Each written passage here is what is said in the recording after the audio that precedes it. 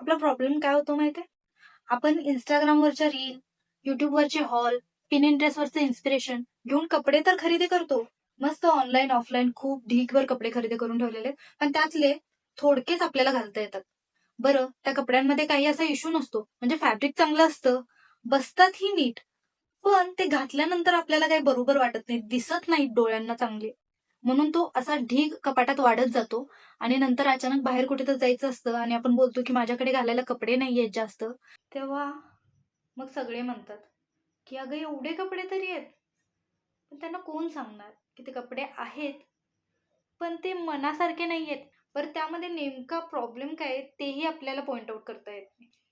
तुमच्यासोबतही ह्याचा प्रॉब्लेम होतो का? माझ्यासोबत खूप व्हायचा. पण आत्ता नाही होत जास्त.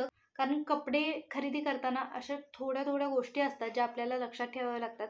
जेणेकरून त्या कपडे घेतलेले आपल्याला व्यवस्थित दिसतीलही आणि आपल्याला मनसोक्त वापरताही येतील.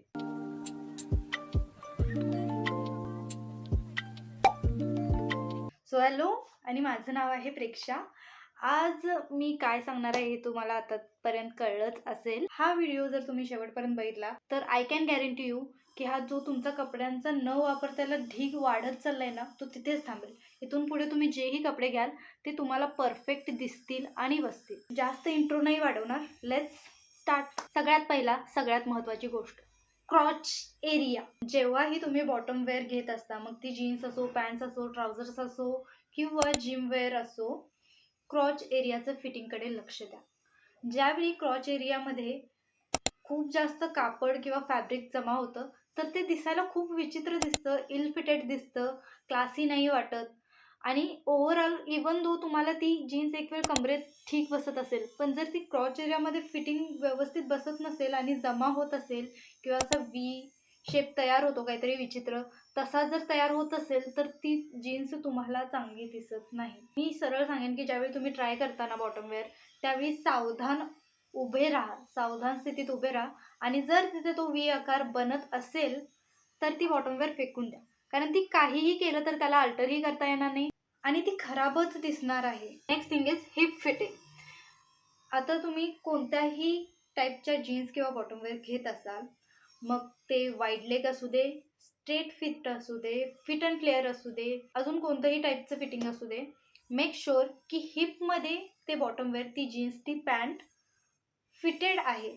ज्यावेळी हिप एरियामध्ये ती जीन्स खूप जास्त अशी मोठी असते ना, त्यावेळी ओव्हरऑल लुक खूप विचित्र वाटतो. आता तुम्ही खूप ठिकाणी बघितलं असेल की काही काही लोकांना वाईड लेग जीन्स असतील किंवा ओव्हरसाइज जीन्स असतील, छान दिसतात. इवन दो त्या जीन्स परफेक्टली कमरेमध्ये बसत नाहीत, फिट नसतात, तरीही त्या जीन्स छान दिसतात. पण ते आपण घातल्यानंतर ते खूपच जास्त खराब दिसायला लागतं. का?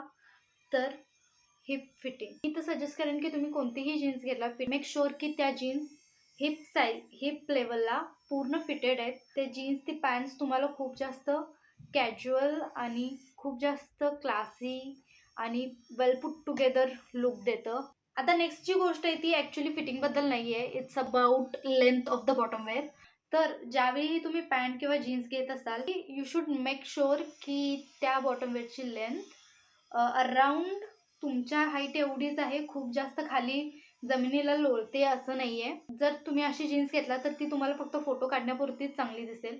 कारण ॲक्च्युअलमध्ये ज्यावेळी तुम्ही कुठेही प्रवास करत असाल, कुठेही जात असाल or day to day college, office कुठेही जात, तर ती खूप जास्त ओव्हरसाइज वाटते आणि मग त्याच्यावर तुम्हाला फ्लॅट्स घालता येत नाही. त्यावर तुम्हाला हील्ड शूज किंवा प्लॅटफॉर्मवाले चप्पल घालावे लागतात.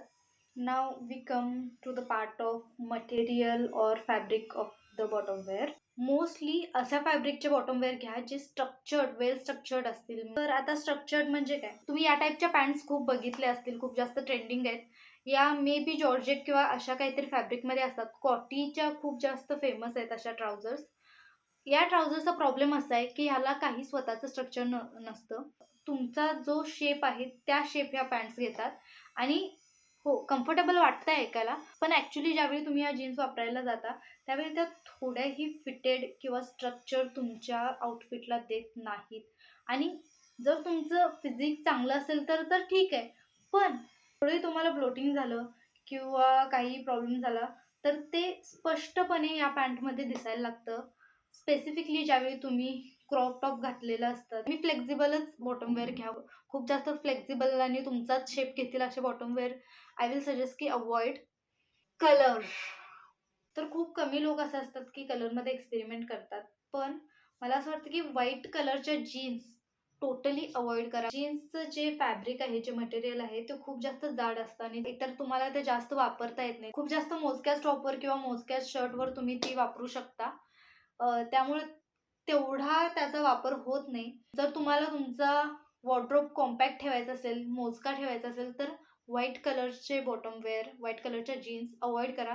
त्या जागी तुम्ही ॲप्रिकॉट, बेज, थोडासा ऑफ व्हाईट किंवा grey is a good colour. हे सगळे कलर चूज करा other than going for a full white colour.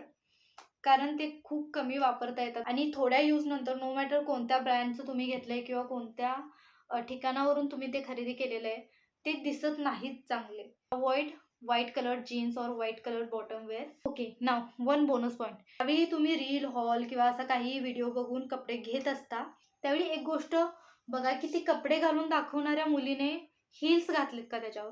ज्यावेळी असा हॉल वगैरे व्हिडिओ बनवलेला असतो त्यावेळी कपडे ट्राय ऑन करताना त्यांनी हील घातलेले असतात. त्यामुळे त्यांना ओव्हरऑल लुक चांगला येतो. आणि ज्यावेळी तुम्ही ते कपडे ऑर्डर करता आणि स्वतः वापरता किंवा स्वतः घालता त्यावेळी तुम्ही त्याच्यावर मे बी हील घालू नाही शकलात. तुम्ही तो कपडा घातल्यानंतर खूप वेगळा दिसायला लागतो. हां, like I told you this video is going to be really small. अजून खूप काही गोष्टी आहेत ज्या मला सांगायला आवडतील. Maybe I make second part on that. मी स्वतः एक व्हिडिओ बनवलेला आहे सवानावर, where I have showed must have clothes और ॲक्सेसरीज, बॅग वगैरे. तुम्हाला जर हा व्हिडिओ आवडला असेल तर आय एम डॅम शुअर तो व्हिडिओ तुम्हाला आवडेल. If I can link that video here. By saying that, I will go now. And of course, if you have enjoyed this video, make sure की तुम्ही subscribe कराल, like कराल, share कराल आणि अजून काही बटन असतील ते सगळेच दाबून टाका, तुमचेच आहेत. Okay then, bye bye.